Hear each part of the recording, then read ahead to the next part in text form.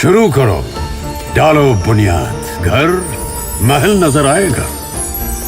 Wonder लाइए, wonder अपनाइए, फर्क नजर आएगा। वंडर सीमेंट, फर्क नजर आएगा। नमस्कार, आप देखना शुरू कर चुके हैं सबकी खबर। मैं हूं रिजवान अहमद सिद्दीकी। आपका बहुत बहुत स्वागत है हमारे इस कार्यक्रम में। मध्य प्रदेश के राजनीति के एक दिग्गज, जो मध्य प्रदेश में ही नहीं पूरे देश में चर्चित हैं, देश के केंद्रीय कृषि मंत्री शिवराज सिंह चौहान, जो मध्य प्रदेश के पूर्व मुख्यमंत्री रहे हैं, जिन्होंने एक रिकॉर्ड बनाया है मध्य प्रदेश में लंबे समय तक मुख्यमंत्री रहने का। शिवराज सिंह चौहान ने एक घोषणा की है, एक कार्यक्रम जारी किया है, जिसको वो अपने लोकसभा संसदीय क्षेत्र से शुरू कर रहे हैं। एक यात्रा करेंगे वो, और फिर ये यात्रा वो देश के अन्य संसदीय क्षेत्रों में भी करेंगे। सरकार की योजनाओं की जानकारी देंगे। कृषि मंत्री हैं तो उसके बारे में भी जानकारी देंगे। और अब वो प्रदेश नापेंगे, देश नापेंगे, पहले अपना संसदीय क्षेत्र नापेंगे। तो वो ये जो नाप रहे हैं, पैदल चल रहे हैं, जो यात्रा कर रहे हैं, इससे वो क्या मध्य प्रदेश की सियासत में भी कुछ पैमाइश करने वाले हैं? क्या इस यात्रा के कई अन्य मायने हैं? पहले वो पाँव वाले भैया थे, बाद में टाइगर अभी जिंदा है से उन्होंने अपनी पार्टी के ही लोगों को संदेश दिया था, इसलिए कि जब वो मुख्यमंत्री नहीं थे, कमलनाथ सरकार थी, उस समय पार्टी ने उनके कई कार्यक्रमों से किनारा कर लिया था। और ऐसे समय में शिवराज सिंह चौहान ने एक ऐलान किया था कि टाइगर अभी जिंदा है। तो एक बार फिर शिवराज सिंह चौहान जो ये यात्रा शुरू करने वाले हैं, इस यात्रा के क्या मायने हैं, चलिए इस बारे में हम बात करते हैं वरिष्ठ पत्रकार, सबकी खबर के संपादक रविंद्र जैन साहब से। रविंद्र जी, क्या कहेंगे, आप कैसे देख रहे हैं इस यात्रा को, और क्या कार्यक्रम है, कब से शुरू करने वाले हैं शिवराज सिंह चौहान इस यात्रा को? देखिए, पहले तो रिजवान भाई, मैं आपको बहुत बहुत धन्यवाद देता हूं। आज मैं भोपाल में नहीं हूं, ग्वालियर में हूं, और मेरे स्थान पर आप बैठे हैं तो मुझे बड़ा गर्व हो रहा है। अब मैं आता हूं मूल मुद्दे पर। शिवराज सिंह चौहान ने यह तय कर दिया है, संदेश दे दिया है कि किसी भी कीमत पर वे मध्य प्रदेश नहीं छोड़ेंगे। मध्य प्रदेश में लंबे समय से शिवराज जी यहाँ पर रहे हैं, मुख्यमंत्री रहे हैं, प्रदेश अध्यक्ष रहे हैं, सांसद, विधायक, सारे पदों पर रहे हैं। लेकिन अब वे जब पदयात्रा निकालने जा रहे हैं तो एक संदेश साफ साफ है कि शिवराज सिंह चौहान मध्य प्रदेश नहीं छोड़ेंगे। मैं आपको बता दूं रिजवान भाई, ये यात्रा के जरिए पांव चलेंगे शिवराज जी, लेकिन पांव में कांटे लगेंगे मोहन यादव जी के। मैं बता दूं, ये राजनीतिक कांटे होंगे। क्या होगा ये मुझे पूरा इस समय साफ दिख रहा है, कांच की तरह। दरअसल यदि आपको याद हो रिजवान भाई, जब उन्हें मुख्यमंत्री पद से हटाया गया था, जब मुख्यमंत्री डॉक्टर मोहन यादव को बनाया था, तब भी उनसे पूछा था क्या आप दिल्ली जाएंगे? उन्होंने कहा नहीं, मैं मध्य प्रदेश नहीं छोड़ूंगा।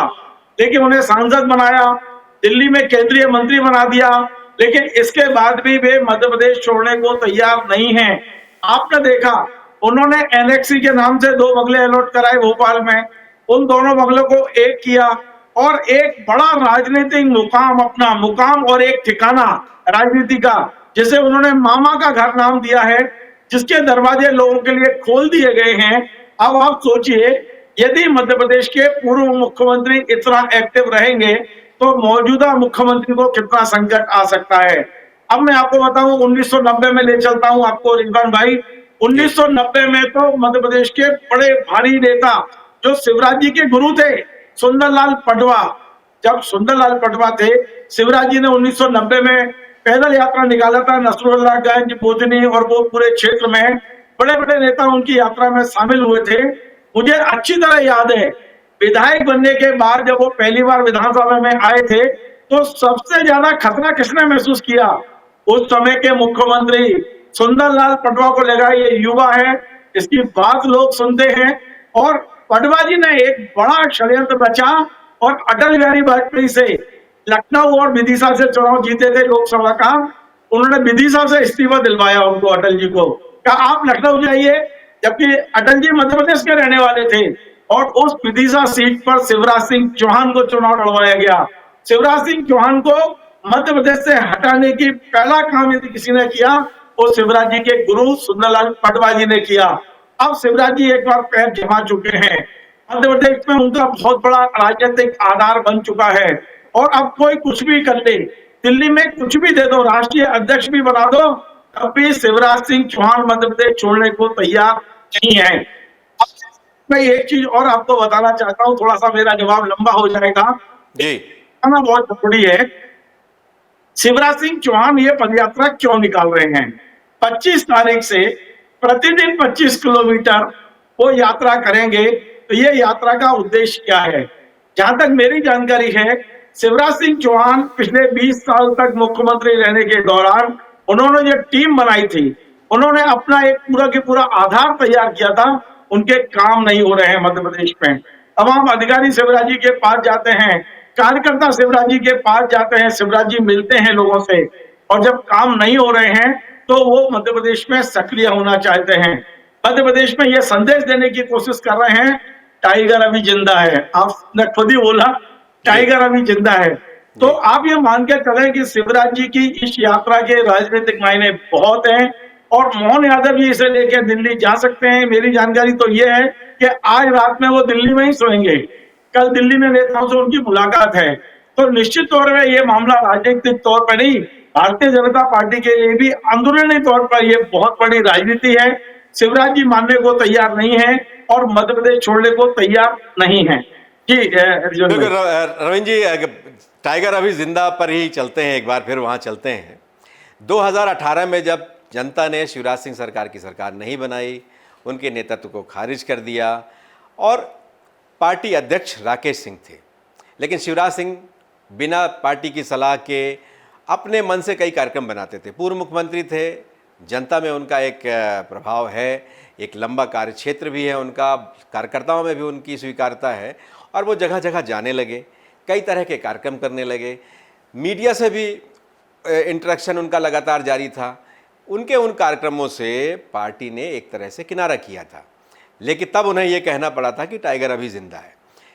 शिवराज सिंह चौहान को केंद्रीय नेतृत्व ने, हाईकमान ने स्पष्ट रूप से दिल्ली बुलाया है, लोकसभा का चुनाव लड़ाया, बहुत बड़ी जिम्मेदारी दी और उन्हें यह कहा कि आप दिल्ली में काम करेंगे। उन्हें झारखंड की भी जिम्मेदारी दी गई थी चुनाव की, और उन्हें मध्य प्रदेश के इतर अन्य जगहों की जिम्मेदारी दी गई। मध्य प्रदेश में उन्हें उस तरह की सक्रियता पार्टी उनकी नहीं चाहती है, जिससे एक स्पष्ट संकेत मिलता है कुछ इस तरह का। लेकिन अब वो दोबारा मध्य प्रदेश में इस तरह से सक्रिय होना चाहते हैं। उनके कार्यक्रम में यह है कि वो देश में के कई लोकसभा में जाएंगे, लेकिन जाहिर है मध्य प्रदेश देश में ही आता है और मध्य प्रदेश के विदिशा से उन्होंने शुरू किया है, तो मध्य प्रदेश के ही कई क्षेत्रों में वो जाएंगे। और जब इस तरह से जाएंगे तो जैसा आप कह रहे हैं कि कहीं ना कहीं वर्तमान मुख्यमंत्री को एक चुनौती मिलेगी इस तरह की चीज़ों की। पार्टी के अंदर यूं ही बहुत कुछ घट रहा है, विधायक हो, मंत्री हो, बदज़बानी कर रहे हैं, लगाम नहीं रह गया है, कई बार अनुशासनहीनता सामने दिखती है, अध्यक्ष प्रदेश का कौन होगा ये अनिश्चित है अभी। ऐसे कई चीज़ों के बीच शिवराज सिंह की ये कवायद क्या रंग लाएगी और अब आने वाले वक्त में असर क्या होगा इसका? देखिए रिजवान भाई, आपके प्रश्न का जवाब देने से पहले मैं अपने तमाम दर्शकों को कुछ फोटो और वीडियो दिखाना चाहता हूं। मैं ये जो फोटो आपके दर्शकों को दिखाना चाहता हूं, ये फोटो है 1990 के, जब शिवराज सिंह चौहान ने मध्य प्रदेश की राजनीति में एंट्री तो उनकी पहले हो गई थी विद्यार्थी परिषद के जरिए, संघ के जरिए, लेकिन जब वे चुनावी राजनीति में उतरने वाले थे, 1990 का पहला चुनाव लड़ने वाले थे, जब उन्होंने पांव से पूरा उत्तरी क्षेत्र को नापा था, तब के फोटो में आपको दिखाता हूँ। ये फोटो देखिए आप, और उसके बाद में आपको मैं एक वीडियो दिखाऊंगा। ये वीडियो 2 दिन पहले ही शिवराज सिंह चौहान के गांव का फोटो है, खेत का है, जिसमें वे ट्रैक्टर चलाकर संदेश दे रहे हैं कि जब तक आप खेत में ट्रैक्टर नहीं चलाओगे तब तक किसान की समस्या को नहीं समझ पाओगे। तो ये वीडियो, ये फोटो, ये दिखाने के बाद मैं फिर आपसे बात करूंगा और आपके हर प्रश्न का जो आपने दिया है मैं उसका जवाब दूंगा। पहले ये फोटो देख लीजिए। मैं केवल कृषि मंत्री नहीं, किसान हूँ और खेती को जीता हूँ। जब तक खेत में जाके मेहनत नहीं करते तब तक किसान की तपस्या का अंदाज नहीं लगाया जा सकता। आज मैंने बेड तैयार की अपने खेत में और ये तैयारी है टमाटर लगाने की। अभी बेड तैयार किए, बाकी पूरी प्रक्रिया करके अगस्त में मैं यहाँ टमाटर लगाऊंगा। इस बार बम्पर उत्पादन था, टमाटर का रेट कम मिले, लेकिन उम्मीद है अगली बार रेट भी ठीक मिलेंगे। किसान की मेहनत को सब प्रणाम करें, क्योंकि वही अन्न के भंडार भरता है, खाद्य सुरक्षा सुनिश्चित करता है।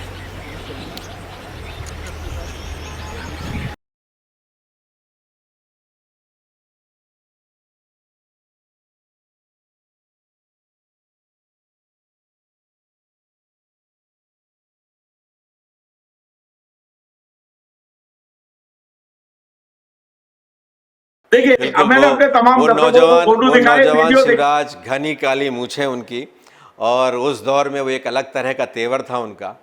वहाँ से लेके यहाँ तक वो आ गए हैं और तेवर अभी भी उसी तरह के हैं, वही अंदाज है। और शिवराज कभी मैदान नहीं छोड़ते और पार्टी नहीं चाहती कि वो यहाँ रहें, लेकिन वो फिर भी मध्य प्रदेश की राजनीति में सक्रिय होना चाहते हैं। कुछ इस तरह का संदेश जा रहा है। रिजवान भाई, मैं अब आपकी बात का जवाब देता हूं। जी, दरअसल आप सारे घटनाक्रम को एक बड़े कैनवास पर देखिए। आप जी, शिवराज सिंह चौहान यदि दिल्ली को चुनौती देते हैं, यदि वो मध्य प्रदेश के मुख्यमंत्री को चुनौती देते हैं, तो आखिर इसके पीछे कारण क्या है? इसके पीछे सबसे बड़ा कारण है, इस समय, ऐसे समय में जब भारतीय जनता पार्टी और संघ मिलकर भारतीय जनता पार्टी के राष्ट्रीय अध्यक्ष का चयन नहीं कर पा रहे हैं, ऐसे समय जब पूरे मीडिया में खबरें छप रही हैं, संघ और बीजेपी के बीच में एक बड़ी खाई बन चुकी है, ऐसे समय में जब संघ और भारतीय जनता पार्टी के बड़े बड़े नेता कई बैठकें करने के बाद भी इन संबंधों को सुधारने पर कोई ठोस नीति नहीं बना पाए, तब शिवराज सिंह चौहान यदि पैदल चलने की बात कर रहे हैं, शिवराज सिंह चौहान मध्य प्रदेश में सक्रिय होने की बात कर रहे हैं, तो आप ये मान के चले कि शिवराज जी के पीछे संघ का बड़ी शक्ति है, संघ के किसी बड़े नेता का उनके ऊपर हाथ है। उन्हें मध्य प्रदेश में सक्रिय करने के पीछे अकेले शिवराज जी कर रहे हो, ये मैं नहीं मानता हूं। मुझे लगता है क्योंकि शिवराज जी ने अपने 20 साल के कार्यकाल में संघ की तमाम सारी संस्थाओं को भरपूर मदद की है। आज भी यदि नरेंद्र मोदी और शिवराज में से संघ को एक को चुनना होगा, आज जो हालात है, तो वो शिवराज जी को चुनेंगे। शिवराज जी को आप कमजोर और कमतर नहीं आंक सकते हैं, और वे जो भी कदम उठाते हैं वो बहुत नापातोला कैलकुलेट कदम है। कोई भावुकता में आके शिवराज जी ने कोई काम नहीं किया। मैं 20 साल से उनको देख रहा हूं, तो ये जो कदम उठाया है उनने, अभी वे विधानसभा विदिशा संसदीय क्षेत्र से शुरू कर रहे हैं, प्रतिदिन 20 से 25 किलोमीटर चलेंगे, यानी कि अभी 25, 26, 27 3 दिन में वो लगभग 70-75 किलोमीटर चलेंगे। ये मुझे मेरे उनके स्टाफ से बात हुई। दूसरा, आपको एक जानकारी और दे रहा हूं रिजवान भाई, आप चौंकेंगे। मध्य प्रदेश सरकार में सत्ता में रहने के बाद भी डॉक्टर मोहन यादव के पास में मीडिया की वो टीम नहीं है जो टीम आज भी शिवराज जी के पास है। चाहे वो मीडिया में काम कर रहे हो या एक प्राइवेट कंपनी जो काम करती है, शिवराज जी का मीडिया आज भी मोहन यादव जी के मीडिया से की साबित हो रहा है। तो ये ऐसी चीजें हैं जो शिवराज जी की इस सक्रियता से मोहन यादव के पैर में राजनीतिक कांटे दिखाई देंगे। मैं आपको फिर बोल रहा हूं, पैदल चलेंगे शिवराज जी और कांटे चुभते दिखाई देंगे मोहन यादव जी को, ये मान के चलिए आप। जी रिजवान भाई, मतलब आप ये कह रहे हैं कि कांटे उनके पैर में चुभेंगे, यानी मोहन यादव की ज़मीन जो है वो पथरीली होने वाली है। शिवराज जी जिस तरह जैसे जैसे ज़मीन नापेंगे, मोहन यादव के लिए एक नई चुनौती होगी। लेकिन इस तरह की जो चीज़ें, जाहिर है हाईकमान इससे खुश नहीं होगा, प्रदेश का संगठन भी इससे खुश नहीं होगा, सत्ता भी प्रदेश की इससे खुश नहीं होगी अगर वो इस तरह से कर रहे हैं। और इसके मायने यही, जिस तरह से आप कह रहे हैं, मायने जो निकाले जा रहे हैं और निकल जो मायने रहे हैं, यही है कि वो चुनौती देना चाहते हैं, अपना एक मध्य प्रदेश में अपना एक प्रभाव, अपनी एक जमावट बनाए रखना चाहते हैं, अपने लोगों को कहीं ना कहीं संरक्षण देना चाहते हैं, और वो अपनी एक संगठन और सरकार के अलावा भी एक अपनी अलग पहचान बनाए रखना चाहते हैं। तो इससे उनकी सेहत पर और सरकार, मध्य प्रदेश की राजनीति पर क्या असर पड़ने वाला है, और इन चीज़ों का क्या कहीं बड़ी टकराहट की दिशा में ये बढ़ रहे हैं? निश्चित तौर पे सत्ता में बैठे हुए व्यक्ति सबकी आकांक्षाएं पूरी नहीं कर सकते, और मैंने ये देखा है, आप अपने घर में देखिए। मैं बड़ा एक ऐसा उदाहरण दे रहा हूं जो बिल्कुल सामान्य है कि आपने यदि मान लो अपने बेटे को पीट दिया, तो बेटा, बाप पीटता है तो वो बेटा रोता हुआ माँ के पास जाता है। यानी एक विकल्प होता है घर में कि जब घर के अंदर बाप से नाराज है तो बेटे के माँ के पास जाएगा, माँ से नाराज है तो बाप के पास आएगा। मध्य प्रदेश में शिवराज जी जब तक रहे उन्होंने दूसरा विकल्प नहीं बनने दिया। उनके समय में कोई नाराज हो या खुश हो, शिवराज, शिवराज और शिवराज, इसके अलावा कोई नहीं था।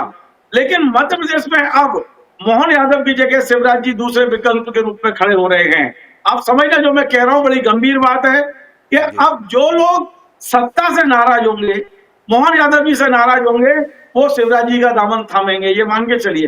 मैं कोई गुटबाजी की बात नहीं कर रहा हूं, एक सामान्य प्रक्रिया है। दूसरी बात, रिजवान भाई आप भी सोचिए और मेरी बात से आप शायद सहमत होंगे, हालात ये हैं कि मोहन यादव जी ने मुख्यमंत्री बनने के बाद से अभी तक ये उनकी क्या रणनीति है मुझे नहीं पता है। वे बहुत योग्य हैं, काबिल हैं और बहुत कुछ सोचते होंगे, लेकिन इन 1.5 साल में लगभग उन्होंने अपनी टीम नहीं बनाई अभी तक, ना राजनीतिक रूप से बनाई, ना मंत्रिमंडल के अंदर बनाई, ना विधायकों के अंदर बनाई और ना ब्यूरोक्रेसी में बनाई। अधिकारी जो उन्हें अच्छा लगता है वो उसका काम लेते हैं, लेकिन कोई ये नहीं कह सकता मध्य प्रदेश में कि ये 2 अधिकारी मोहन यादव जी के बेहद नजदीक है, ये 2 विधायक मोहन यादव जी के बेहद नजदीक है, या 2 मंत्री मोहन यादव जी के बेहद नजदीक है। शिवराज जी ने रहते हुए अपनी एक टीम बनाई थी, उनका एक पूरा कॉकस था अधिकारियों का, एक पूरा कॉकस था मंत्रियों का, एक पूरा कॉकस था विधायकों का।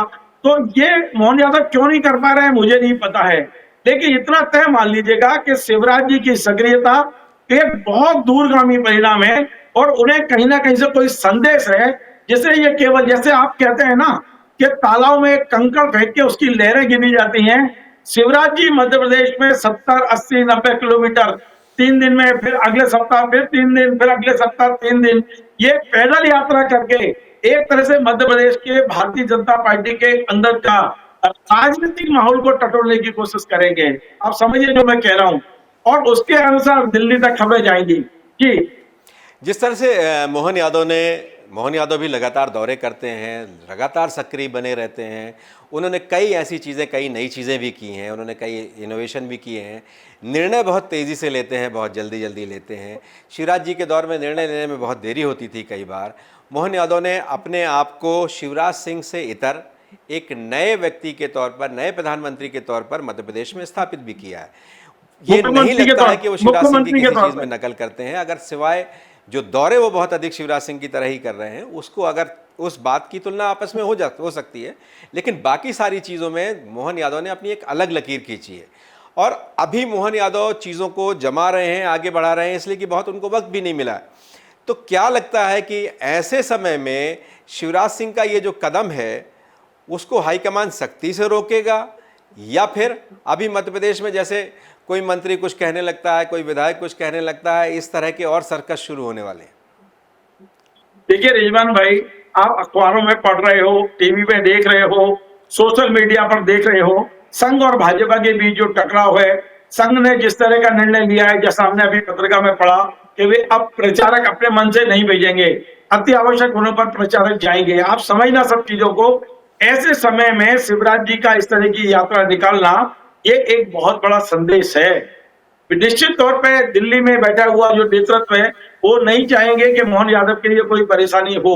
वे खुद कोशिश करेंगे, कैसे करेंगे मुझे नहीं पता है, पर मैं आपको बता दूं शिवराज जी रुकने वाले अब है नहीं। शिवराज जी अभी फिलहाल तो शुरुआत करेंगे, बेशक इसको स्थगित कर दें, लेकिन ये शिकायत दिल्ली तक जाएगी, इसमें कोई दो राय नहीं है। लेकिन आपने कहा मोहन यादव जी निर्णय लेने में त्वरित है, ये बात बिल्कुल सही है। मोहन यादव जी ने मध्य प्रदेश के औद्योगिकरण के लिए जो कदम उठाए हैं, परिणाम आने में टाइम लग सकता है, लेकिन बहुत ठोस और अच्छे कदम उठाए हैं। मध्य प्रदेश में महानगरों के विकास को लेकर जो विजन उन्होंने सामने रखा है, मध्य प्रदेश की जनता बहुत पसंद कर रही है, इसमें कोई दो राय नहीं है। लेकिन आप ये मान के चलिए, और ये बात बहुत से लोग पहले भी कह चुके हैं, अच्छे काम से और विकास से कभी चुनाव नहीं जीते जाते, चुनाव मैनेजमेंट से जीते जाते हैं। ये शिवराज जी ने बताया है कह के। और सबसे बड़ी दिक्कत क्या हो रही है जॉन भाई, इस समय मध्य प्रदेश का खजाना मोहन यादव के पक्ष में नहीं है। कितना कर्जा हम ले लेके कर रहे हैं, ये दर्शकों को ध्यान दिला दूं, आपको भी याद दिलाता हूं कि लेकिन वजह इसकी शिवराज सिंह चौहान ही है। उन्होंने जो एक लाडली बहना एक योजना जो बनाई, उसकी वजह से मध्य प्रदेश के बहुत बड़ा बजट उसी चीजों में लग जाता है। देखिए मैंने कहा ना, शिवराज जी जाते जाते कांटे तो बिछा गए, अब पैर किसके घायल होने हैं वो आप समझ लीजिए। आप पैदल भी शिवराज जी चलेंगे और कांटे भी किसी और को लगने वाले हैं। तो आप ये मान के चलिए कि ये बहुत दूरगामी निर्णय है शिवराज जी का, और इसका असर मध्य प्रदेश की राजनीति में बहुत गहरा और गंभीर पड़ने की संभावना है। और इसमें भारतीय जनता पार्टी का नेतृत्व और संघ का नेतृत्व भी कोई ना कोई भूमिका निभा रहा है। आप देखिए ये सब चीजें क्लियर होंगी समय आने पर। एक आखिरी सवाल है आपसे, जिस तरह से चर्चा में आप कह रहे हैं या जो लबोलुआब है इसका कि शिवराज सिंह पैदल होंगे, उनके पैदल होने से बहुत से लोगों को सवारी मिल सकती है और कुछ लोग सवारी से उतर भी सकते हैं। इस तरह की टकरार जैसी परिस्थितियां इन सब चीज़ों से बनने के आसार दिखते हैं। लेकिन भारतीय जनता पार्टी बहुत ही परिपक्वता से बहुत ढेर सारी चीज़ें करती है और पीछे भी जब राकेश सिंह के दौर में शिवराज सिंह ने ऐसा किया था तो बड़ी पार्टी ने उनके बहुत ढेर सारी चीज़ों से किनारा भी कर लिया था। उस समय वो टाइगर अवतार में आए थे। तो इस बार का अवतार क्या होगा? पाँव पाँव वाले भैया से बहुत आगे बढ़ चुके हैं वो। टाइगर वाला अवतार अभी पीछे वो हो भी चुका है। तो अब क्या लगता है, अब ये कौन सा नया अवतार उनका है?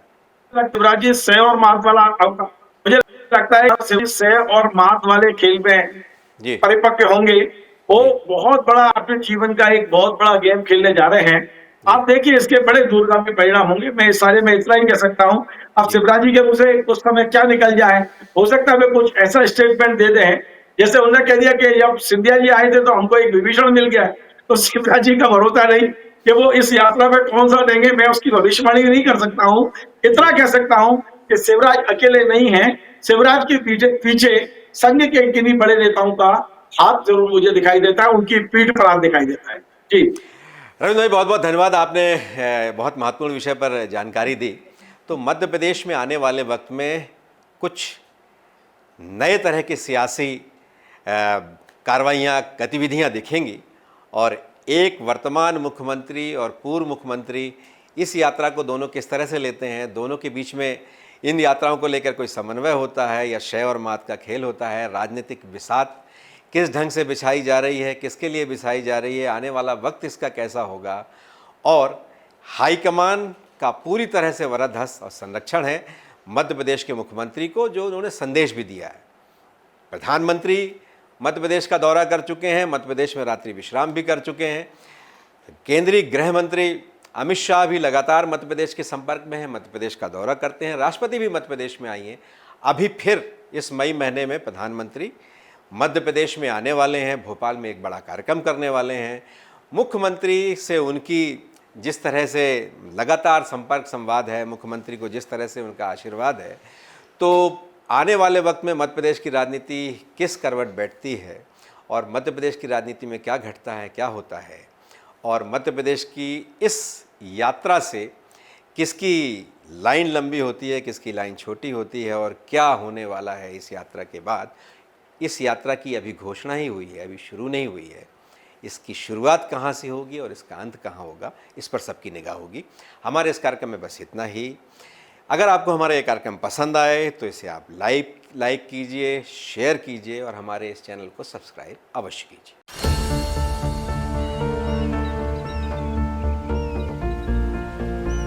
जो बनकर मेरा हमसफर आएगा, सिर्फ उसी को फर्क नजर आएगा। शुरू करो, डालो बुनियाद, घर महल नजर आएगा। वंडर लाइए, वंडर अपनाइए, फर्क नजर आएगा। वंडर सीमेंट, फर्क नजर आएगा।